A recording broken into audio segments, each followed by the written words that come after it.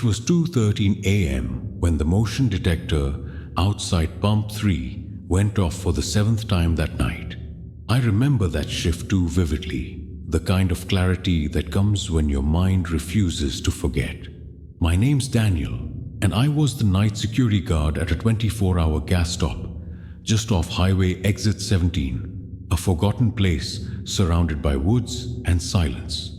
I was new to the job, barely 2 weeks in. The guy before me, Rick, had quit suddenly, muttering something about seeing shapes in the fog. I thought he was just trying to scare me. The station was dead quiet after midnight. The hum of the vending machine was my only company, and the flickering neon sign outside cast a faint pulse of light through the window. 4 black and white CCTV monitors sat in front of me, showing every inch of the empty lot.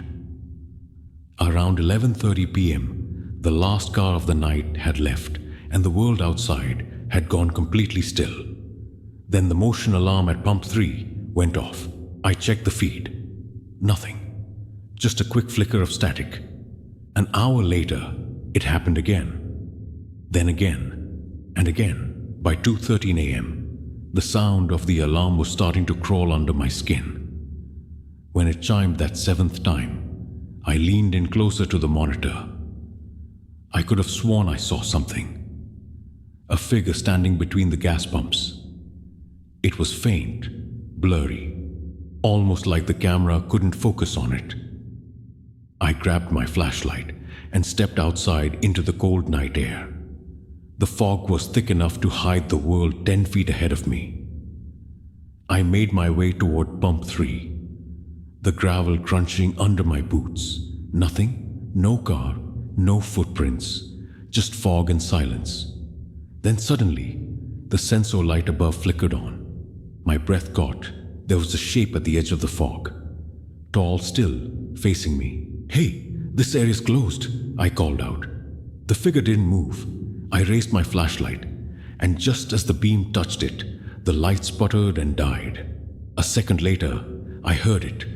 The click, click, click of motion alarms going off in a chain reaction. All 4 sensors were triggering at once. My heart dropped. Something, or maybe several somethings, were moving out there.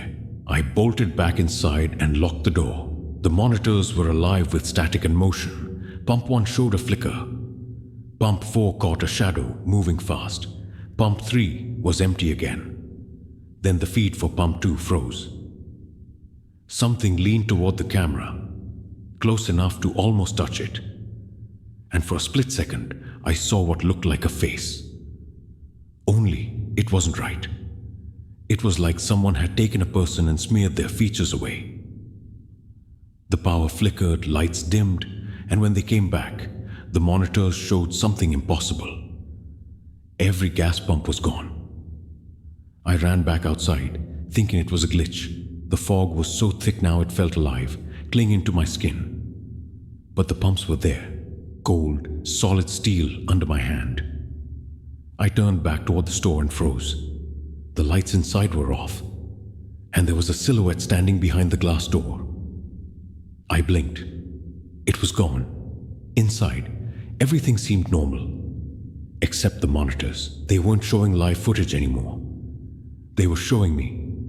Hours earlier, I watched myself on screen, sitting in the chair, drinking coffee, standing up to check the pumps, and then walking out. But in the footage, I never came back in. The door opened and I left, but the door never opened again. Someone else was now sitting in my chair, watching the screens. I backed away trembling. Then, from the intercom speaker above me, a voice whispered, "Daniel, you're late for your shift." It was my voice. The power cut out. Everything went black. They found me the next morning, sitting in the dark, flashlight dead in my hand, the cameras looping static. The manager said the feeds had gone out at 2:14 a.m., just a minute after that last motion alert. But the system logs showed movement detected every 5 minutes until sunrise. No one ever figured out what caused it. A week later, Rick, the guy who quit before me, went missing.